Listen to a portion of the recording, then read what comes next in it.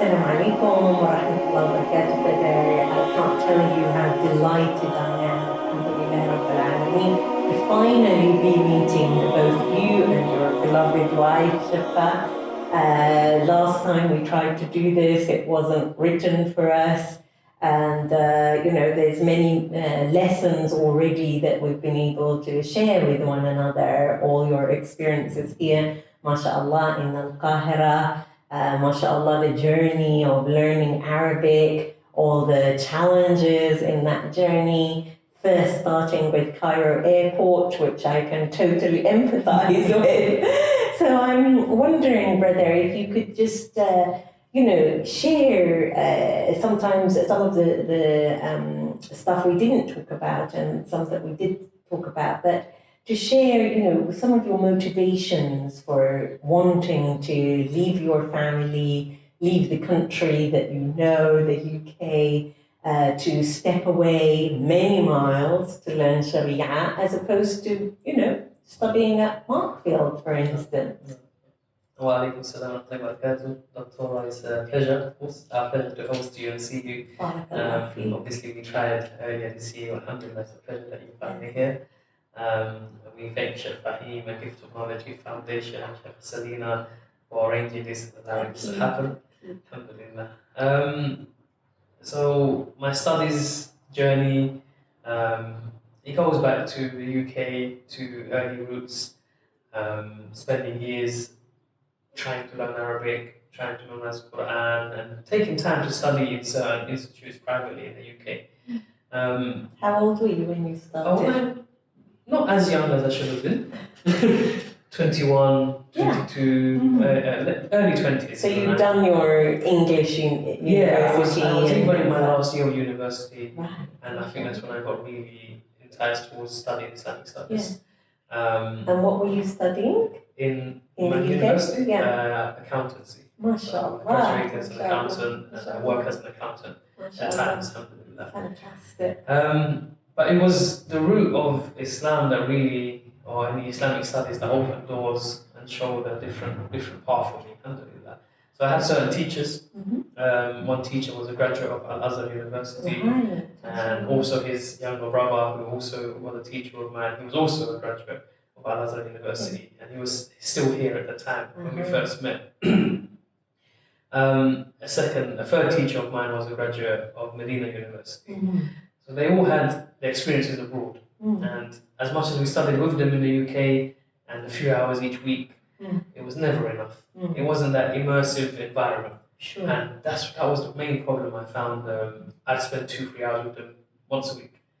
And you come back the next week, you've either forgotten everything or you've not put it into practice at all. Sure, because life has got in the way. And generally we don't use Arabic. There's no speaking, there's no environment around it. Yeah.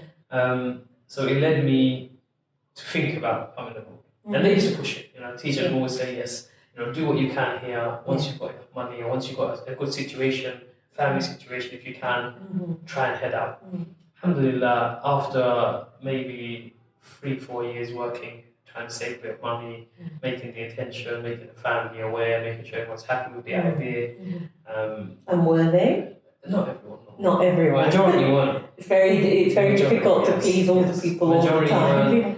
It's probably only my mother that was actually supportive. The rest wasn't very supportive. Alhamdulillah. At the time. At the time. But I'm sure they're... even now, when they still question, what are you doing with your life? Yes. Why are you there? Why are you wasting your life? Why are you wasting your life? Yes. I see the other way around. Yes. Why are you wasting your life? Yes. When the truth of life is if we ain't doing something for ibadah or to please Allah and for the akhirah, what are we doing? Yes. So, hand in hand, I saw this as the opportunity to please Allah, to better myself, and that way to give back to the community, dawah to my family, dawah to my friends, and ummah as a whole, try and make an influence, an impact. So I did make the journey over to Qahira 2016 initially.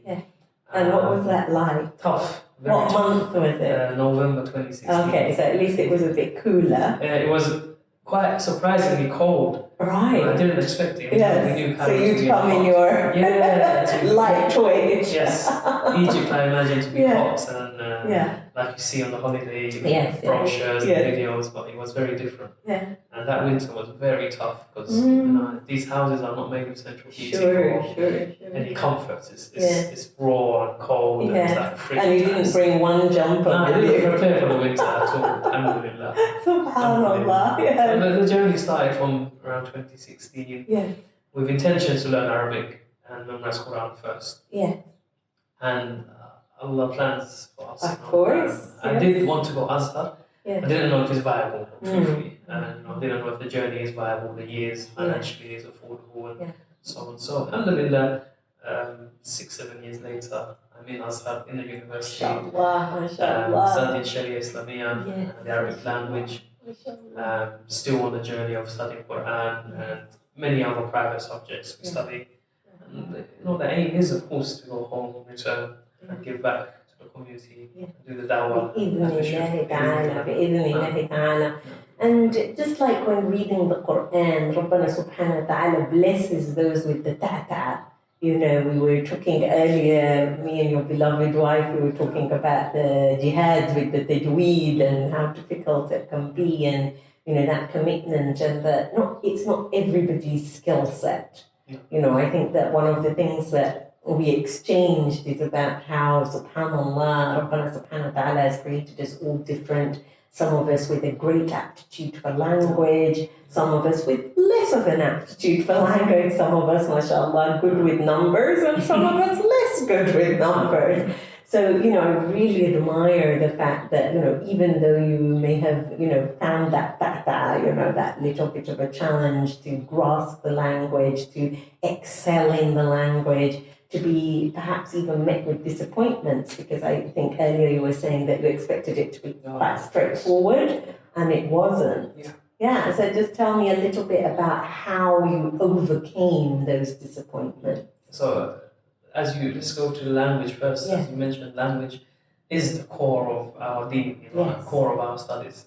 And it isn't for everyone. It isn't compulsory upon everyone that you delve into the language, delve into a knowledge and you grasp it. What is compulsory upon all of us is to have enough knowledge to be able to practice your deen properly. That's the compulsory. But it's not compulsory for us to all be alims or scholars in language, in tafsir, in Quran. As long as we have enough, that's enough for general people. فرض الكفاية.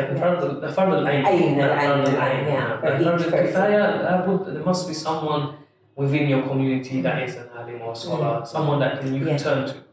So, alhamdulillah, we hope to be able to produce and give this help to our community. Us, all these gift of knowledge, there's a few of us from the UK, and this is our aim. Hopefully we can uplift our community, upskill. So difficulties faced with Arabic language at first is, the environment you're immersed into, you're chucked into it. We didn't know how to say, I need a bottle of milk, or I want sugar with my tea, and these stuff you don't know. The real swim. No, sink or swim. So this is what happened. Alhamdulillah, we chucked into the deep end here. And by making mistakes, going to the shops, going to on the buses, on the taxis, and speaking what language we can, you learn from these mistakes. And I found that I learned more in the first 3 months being here than the 2-3 years of Arabic I studied in the UK. Much more. And I covered the content that I covered in the UK in a month that I was here. It makes such a difference. That's huge. It makes such a difference. Absolutely huge. And the commitment you can do and focus away from, just general, the environment is different in the UK. We live and we grow up there, so you have to fit into that lifestyle. It's very different here. You focus here to study, you can focus on your studies.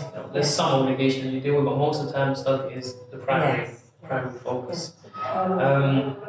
But there are disappointments on the way, there are struggles on the way. For example, my plan was come to Azhar. I know the undergraduate is 4 years, and the foundation year is generally a year or so. If your language is good. 5 years. Yeah, if your language is good. So I was thinking by the age of 30 or so, I'll be back in the UK and doing your thing. Doing what needs to be done. A lot of plans, and the language possibly took me around 2 years just to get a decent grasp, enough to be able to read and write Yeah. and sit exams Yeah. in Arabic. Yeah. Even then, my level wasn't of the level of some of my colleagues, some of the Yes. brothers I studied with. Yeah. They did get into Jamia Sure, because of their previous studies and so on. So everyone's ability is different. Absolutely. So I was put Absolutely. into secondary school, Azhar secondary school. Yeah. So I had 15-year-olds, 14-year-olds, 12-years in my class. Sure. You know, And subhanAllah, I'm nearly 30 at that age. Yeah. But there's such a gift in that. No. To almost be crushed down to the beginning to then grow straight. And I love that. And at the time I thought, oh, why am I here? And I even took a gap year in between that. I'm not going back to Al-Azhar. I'm not going to deal with this system and be put in a place where I'm a 30-year-old in a class with 12 and a 30-year-old accountant, not just a 30-year-old. And it's not just that, it's the way they treat you, the system. It's very tough. Paperwork, visas, the very hard system here. But after taking a gap year from Al-Azhar, I noticed, there isn't another route. As much as I can study private, you still need that syllabus and that systematic, historic shahada certificate that comes with some weight. Yes. We can study privately for many years, but is it recognized? What have you really done?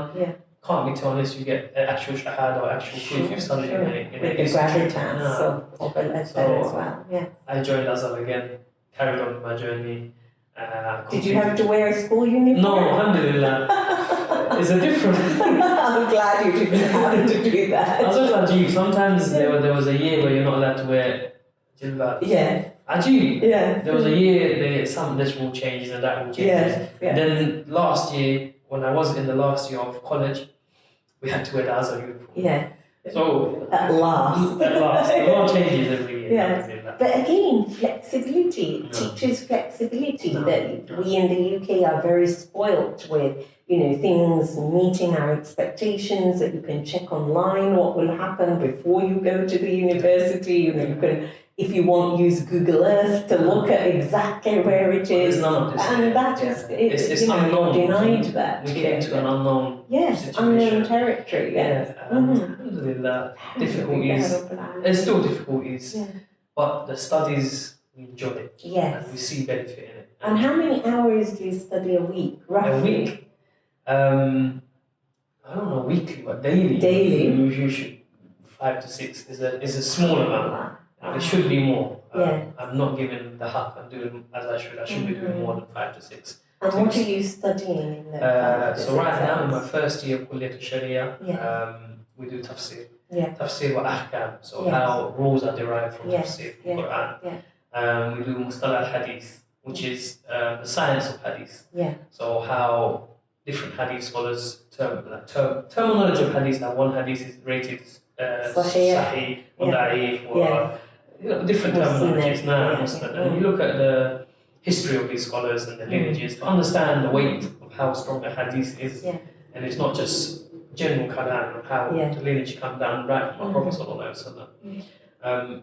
They're two of the main subjects, and then another two subjects that we focus on is fiqh. So based on the madhab you follow, you can join that madhab's fiqh school. So I follow the Hanafi madhab, so I'm studying the Hanafi madhab. And you study quite intensively. You also study the usul al-fiqh. They come hand in hand.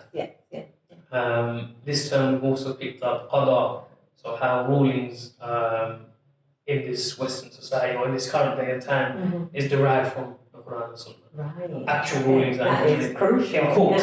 So the Egyptian government or how they will use that in court and how Islamic courts would give rulings on certain situations and cases. We also highly relevant in the UK because there's often a need for somebody who understands how Islamic rulings will apply to the UK, or why the UK's decision isn't in keeping with what that family are willing to do, or that company, that Muslim company, are willing to do. So that's wonderful, mashallah. Arabic language is also obviously a requirement every year to keep building your language, nahwu and sarf. We do some balagha and some other studies around Arabic language. What else do we study? Quran. There's a lot of focus on Quran memorization, and certain exam will be literally you have to write 10 pages of Quran. So SubhanAllah. alhamdulillah. So where have you got to in that? In your In my journey? hifz, my hifz is still ongoing. Again, some people are very good at hifz and others are better at tafsir, for instance. You know, so. For my personal journey, I find my hifz struggles due to Azhar. So hand in hand, Azhar is very heavy. Right. As in time-wise, effort, subject studies. When you're doing all that, it's quite hard to focus on hifz, where hifz takes a full day, full year, years. So we give a few hours to hifz, a few hours to Azhar studies.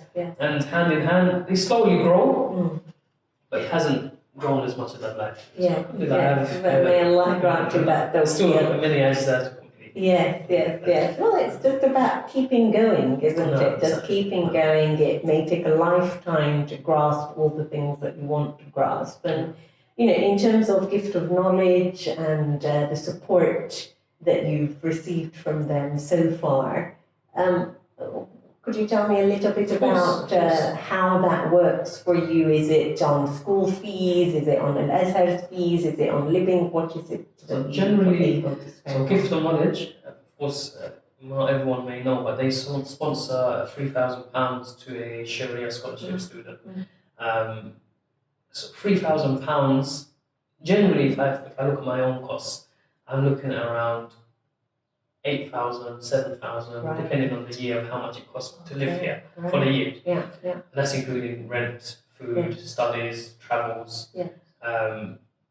So generally, the support, £3,000 is a large chunk. That's a large chunk of how much almost 50%. So it's very, very, very magnanimous support. What gift of knowledge do and support us. That's for me as a married person. But for some single students, that £3,000 is much more helpful, as in it could be 70-80% of their fees for the year and their cost for the year. And just tell me a little bit about the costs, because earlier I was surprised to find out that Al-Azhar itself is free. Correct. But there are other associated costs. Your living, because what was of most interest to me was to understand that you don't have access to free accommodation there. So other people would have, because they come from Muslim majority countries, but British students not. So just expand a little bit more. Azhar has a system where they do give free accommodation, free food for single students, and the studies itself is free anyway. However, to access this, you generally have to come through an associated program from your country.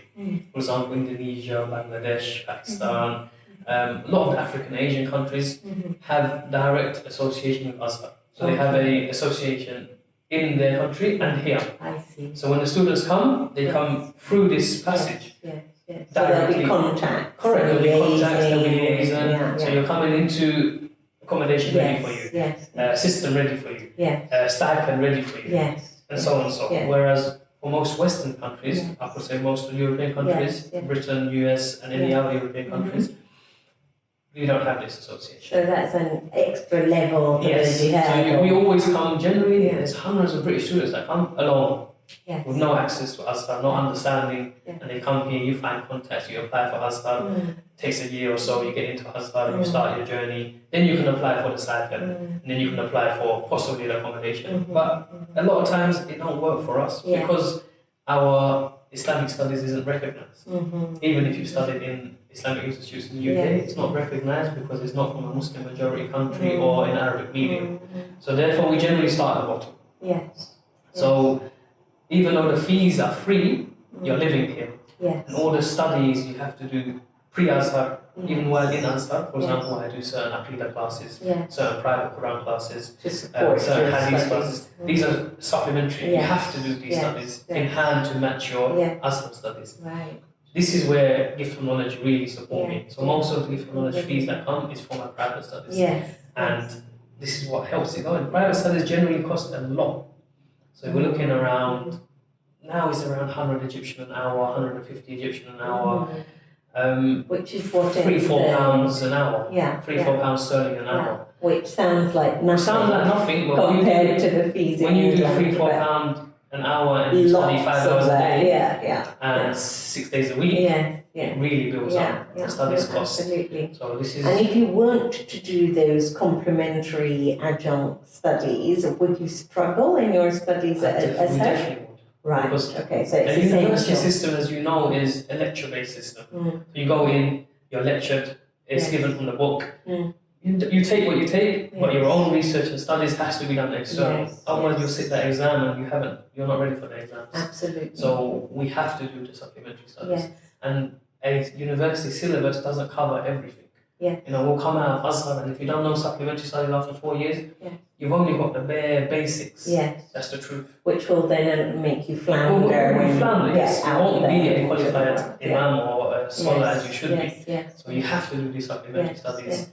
And every one subject opens 4 subjects. So we study tafsir, with tafsir comes another 4 books of tafsir, and 4 different views. So this is what happens. So this is most of the finance that Gifts of Knowledge support us with is spent on supplementary studies. So, brother, we've talked a lot, alhamdulillah, really rich conversation, so much insight into, what you've endured, if I may say so. It's not been exactly straightforward, but so inspiring to hear, how you've overcome obstacles. And I have one last question in mind, which I think that I'd also like to ask you, what you've drawn upon to get you through these obstacles, because you even mentioned that you had a little shaky time, that you weren't sure that you'd be able to make it, but what did you draw upon to keep you steadfast? The studies have its own level.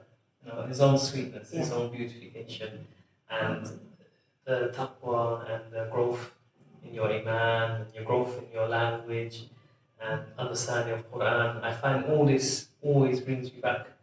So it's Allah gives us this blessing. He's given me this blessing to be able to understand the language. And we're in Ramadan now, when we stand in prayer, Tarawih, in these prayers, long night prayers, subhanAllah, to stand there for 2-3 hours and understand vast majority of Allah saying to us, it breaks you down.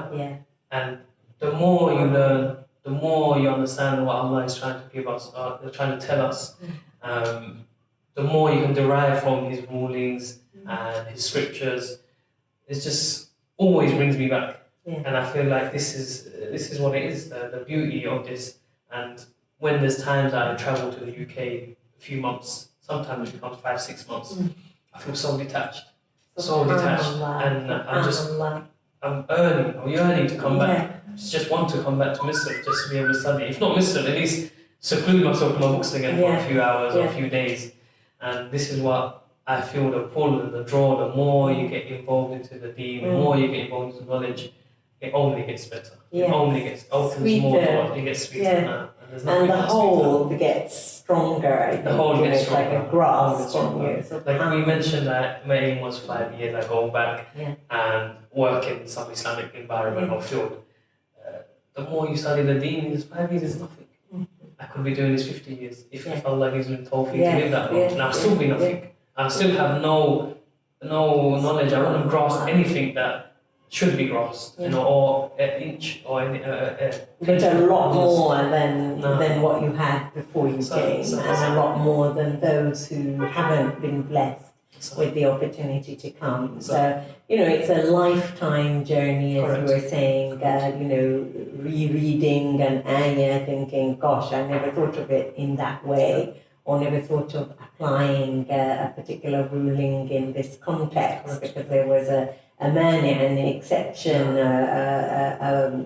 an obstacle to actually being able to fulfill a fard even. So, that's fantastic. Thank you for sharing all of that. And we must also thank your beloved wife for all that she has done, standing by your side, but also engaging in her own independent study, mashallah, tabarakallah. So it was wonderful to hear that, you might have come as you, the student, and your wife accompanying you, but mashallah, past couple of years or so that, there's been that growth for your wife as well, mashallah. So that's really good to hear too. So finally now, if and when you return to the UK, how do you see yourself contributing to the growth of Islam, the progression of Islam, and how Muslims are holding on to Islam or not? Because that's a huge issue. A very, very good point you've made. So, inshallah, when we do return, I do hope to be in a position where I can give dawah and address these contemporary issues. The books do teach us a lot. They teach us how to begin addressing these issues and how to derive rulings, but you have to look at the environment and the community and what's actually happening, because some stuff isn't addressed in the books. Sure. So we have to use our scholars, use the people on the ground, use the community, and understand there's people issues in this day and age. Is the LGBT is one of the big issues. SRE is a big issue. People doubting the deen, that's another big issue. And not everything is taught in the books. So we really do hope that when we do come back to the UK, we'll be able to address these issues and tackle some of these issues by being part of the community and understanding, as an age range as well. We're still close to the youth as well as close to the shuyukh. Yeah. So it helps when you're in the middle ground. So we understand that bridge. Correct. Yeah. Creating that bridge and understanding that things have changed and we've been through the changes ourselves. And we're not detached from the UK or from our communities completely. That we've just been bookworms and we come back lost, not knowing how to apply our knowledge. Yeah. So it's really important that when we do come back, we can find a platform, we can give the dawah correctly, we can apply our knowledge to these current contemporary issues and help really the teens, the early 20s, even some of the late 30s, early late 20s that are facing these issues of leaving the deen, how to hold on to the deen, why even be a Muslim. Yeah. These are questions that are being sent to us. Yeah. And of course, for people that are firm on the deen, we should still be able to supply the studies and the ilm that they need and help grow the community in all angles. So I'm looking forward to seeing that institute that you build, inshallah, you and your beloved wife, with all sorts of different classes and contributions for those who are very near to the deen, those who are a bit further from the deen, so that they might be willing, through Allah's hidayah, of course, to engage more. And, in particular, I think what will be most important is to be able to engage with those who have been schooled in Sharia in the UK, because diversity is so lacking, this valuing of diversity. So you'll get the cliques, those who've studied in Medina with those who've studied in Medina, those who studied at Al-Azhar with those, etc. And those in the UK think that perhaps they're better than those who, etc. So I'm really, so delighted to have been able to spend the afternoon with you and your beloved wife, and to be able to learn from you and hear from you and to experience even the challenges as you've explained them. And may Allah grant you and your beloved wife the tawfiq to excel in all your studies, to share your learning with us in the UK and even overseas, inshallah, because we mustn't be selfish just to want you to come to us and only benefit us. Inshallah, he will be able to benefit the whole ummah.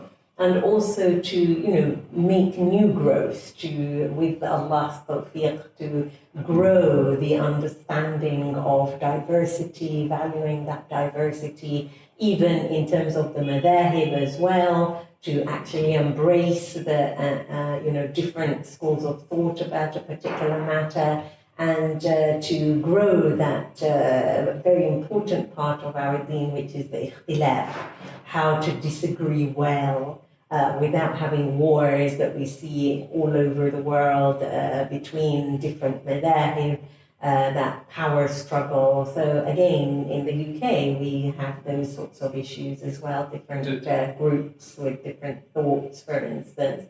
So barakallah feek, brother, and wishing you all the tawfiq for the rest of Ramadan and for the rest of your studies, inshallah.